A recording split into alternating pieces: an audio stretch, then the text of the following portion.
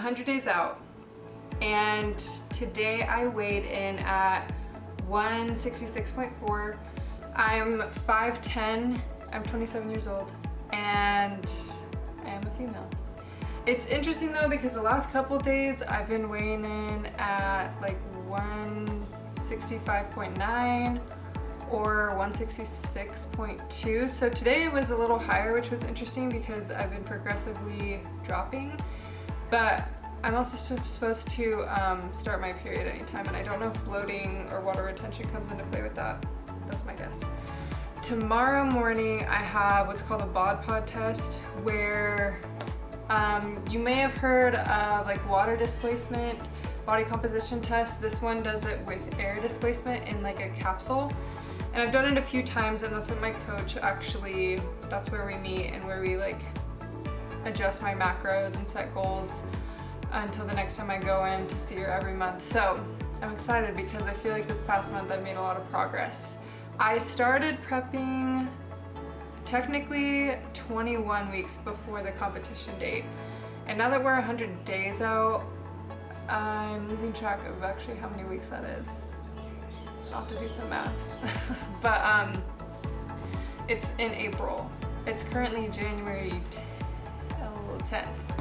And my competition's April 19th. It's the Stingrey Classic here on Oahu. It'll be down in Honolulu or Waikiki. Yeah, I'm pumped. I'm nervous, but I'm pumped. Just a couple things, I guess, how I'm feeling. This past week I've been very tired. I am working out 6 days a week and aiming to get 8,000 steps every single day. I know that probably seems like peanuts to a lot of people, but my coach assured me that she will be upping it to 10,000 steps, and then when we get even closer it'll be 12,000 a day. I do cardio twice a day, but at the very beginning of my prep, as sort of like extra credit, and I kind of wanted to try to get ahead of the curve if I could, at least for myself. I was trying to do like 20 minutes of HIIT every day after my workout. I was only doing like 4 or 5 days a week lifting, but my coach does say it's important to not lift more than 3 days in a row, and then to have like your rest day be cardio focused. That's what I did last week. This week I would have done that, but tomorrow I have a BodPod test and you're not supposed to work out before that, and I won't have enough time to work out after my test in order to make it work on time. So I adjusted my schedule a little bit and hit legs again this morning, which was good. It took me like an hour and a half, which was good. But I will say something I've learned so far during prep, I think I've been doing it for like 5 or 6 weeks. Something to keep in mind is like the importance of being able to adapt and adjust, and like you can still hit your goals if you want to like break up your workout or your cardio. Now I might be like, I don't know, regretting that I'm saying all this as I get closer, and maybe like during peak week, I don't know how adjustable you can be. I know it gets pretty intense. Let me just go through today and maybe go through some like the basic things that I do. So the top 2 apps that I use, the first one is Cronometer. Is that like showing? But that's how I log all my food. I put in my targets for my macros and my like calorie budget for the day, and then I just weigh everything on a food scale, like everything that I can, and I input it in here. You can also track, like input your activity if you do a lift and or cardio, and based on your weight it'll estimate how many calories you burned.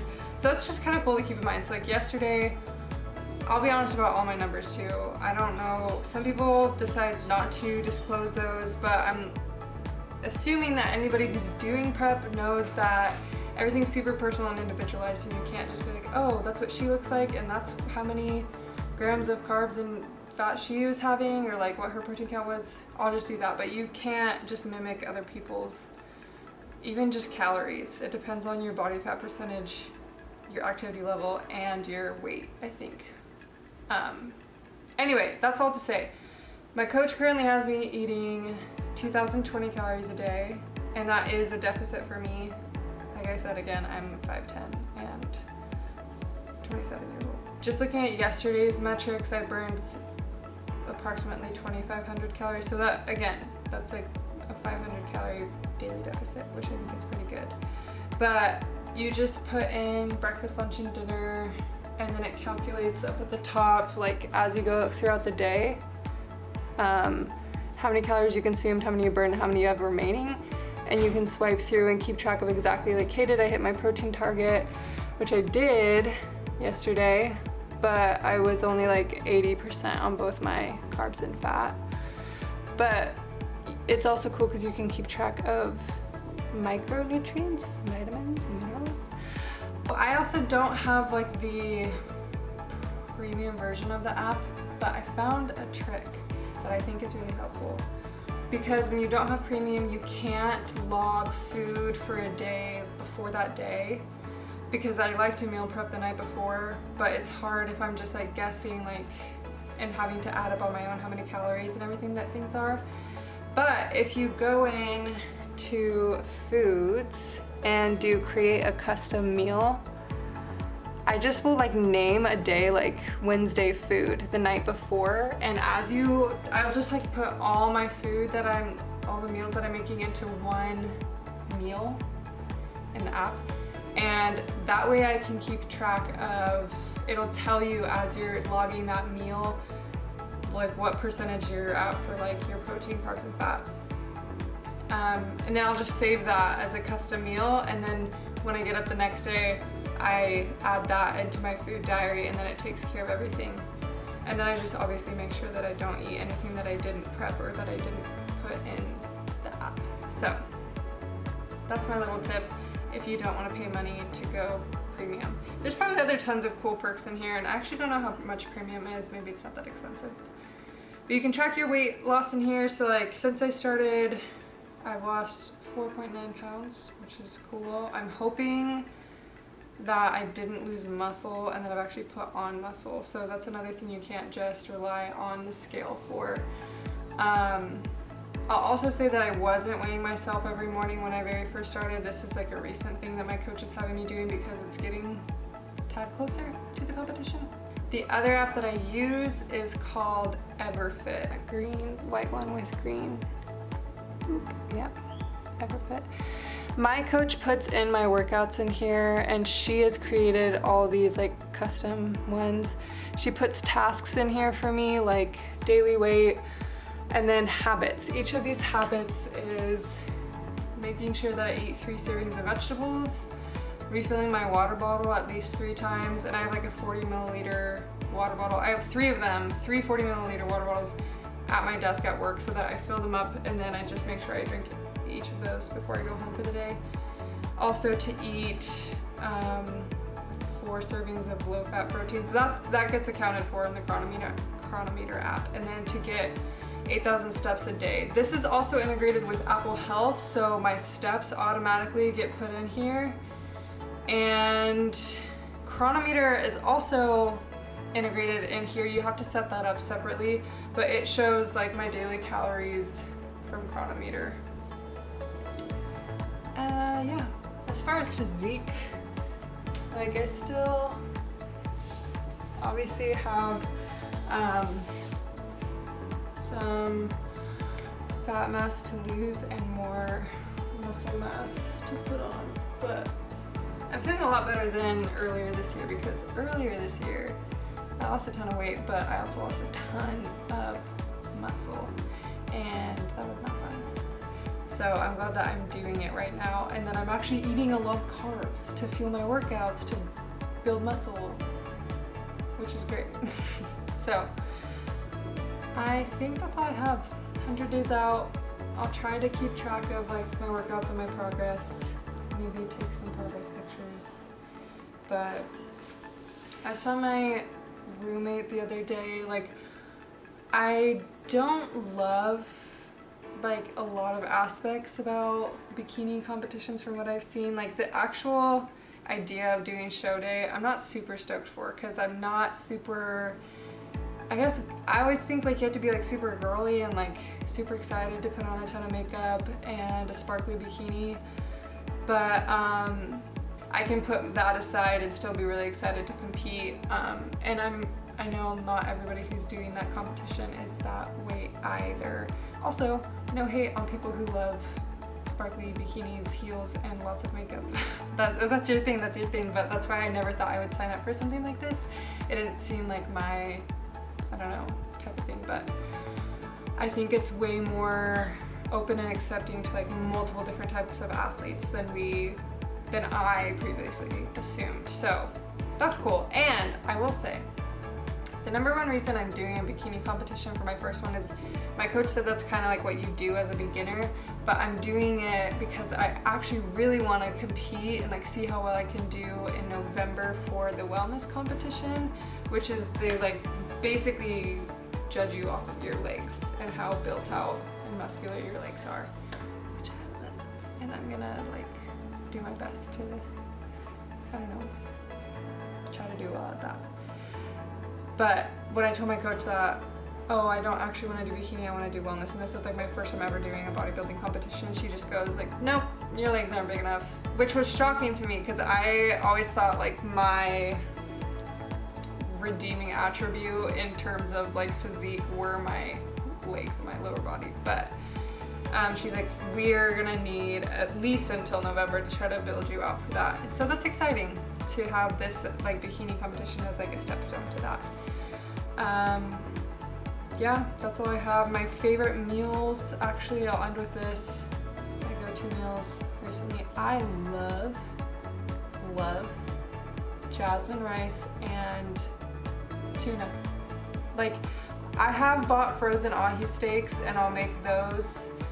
I prep it at the beginning of the week and then like salt, pepper, garlic powder those. But also even, I feel like a lot of people put hate on this, but canned tuna. I'll do one can that is with extra virgin olive oil and then one can that's just tuna and water. Maybe 2 cans of those depending on how much protein I need during that meal or whatever. And just put that with jasmine rice. It's so simple and it's so good. It's genuinely really good. And other things I eat. This morning I had something really good that I want to repeat. I did an egg white, I guess, omelet.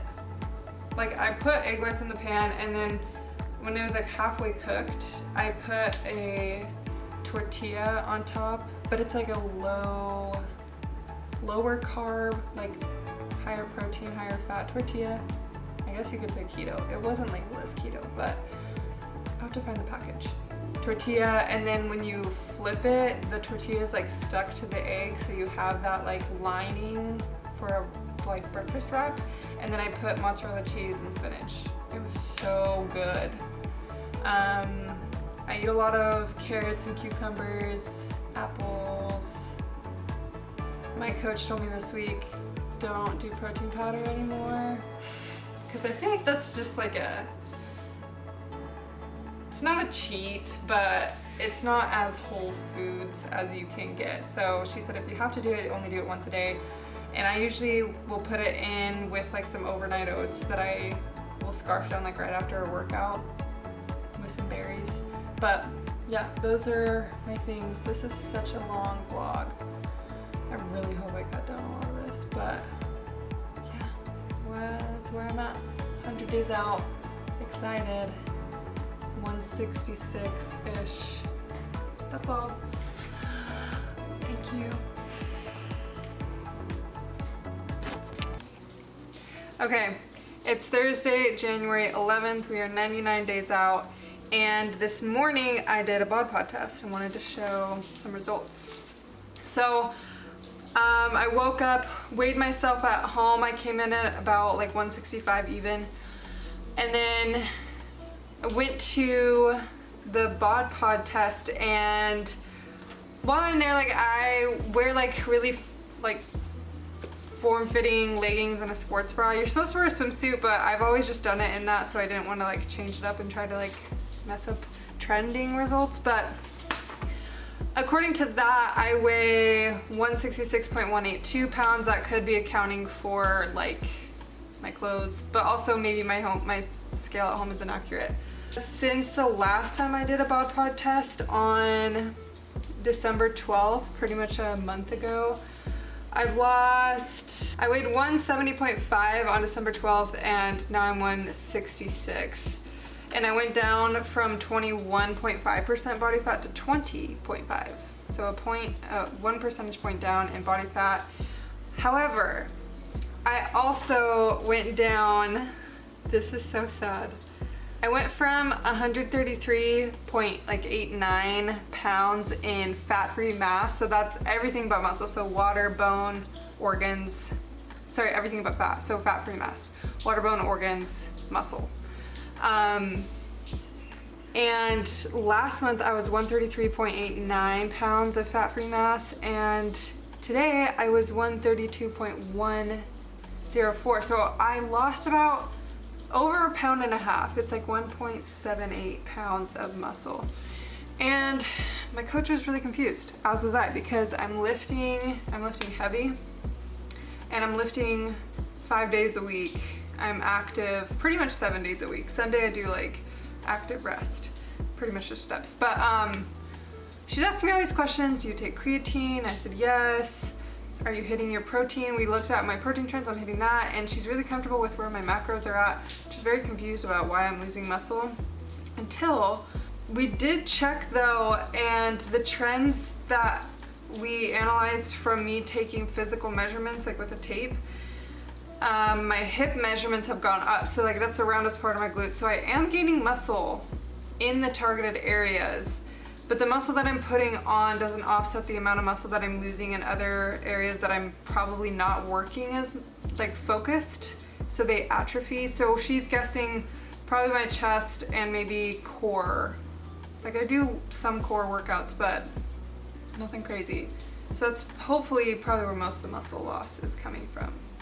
It's just very strange because I am like pushing it at the gym and eating a lot of protein. So yeah, that's interesting. It's just, this test is really cool. Let's see if you can read that.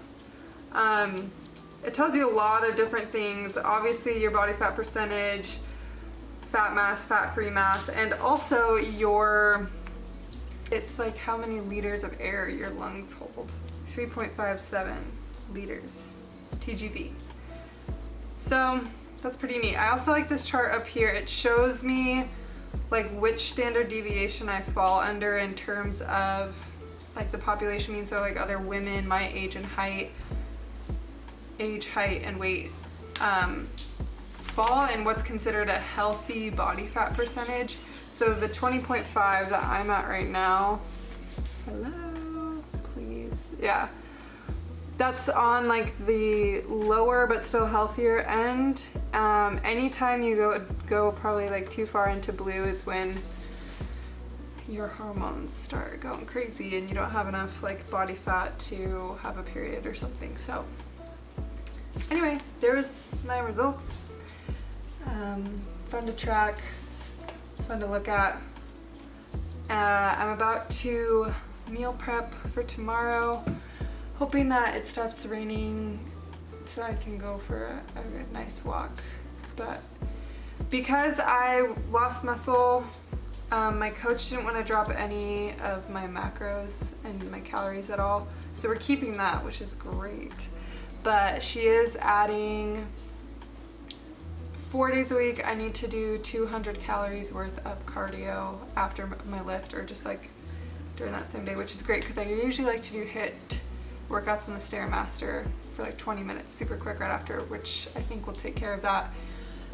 In addition to now 10,000 steps instead of 8,000, which I saw coming, but I'm gonna really have to make sure I like go for a lunchtime walk and just walk around. I work at a hospital, so I'm in administration, but I just want to make sure I'm like walking throughout the day because otherwise I'm just at a desk, which is not fun.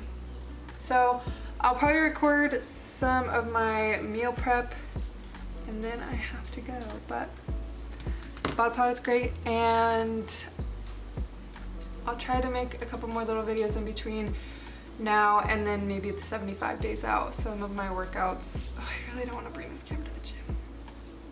Just don't feel like doing that. But anything else that I find interesting to share. Okay, bye.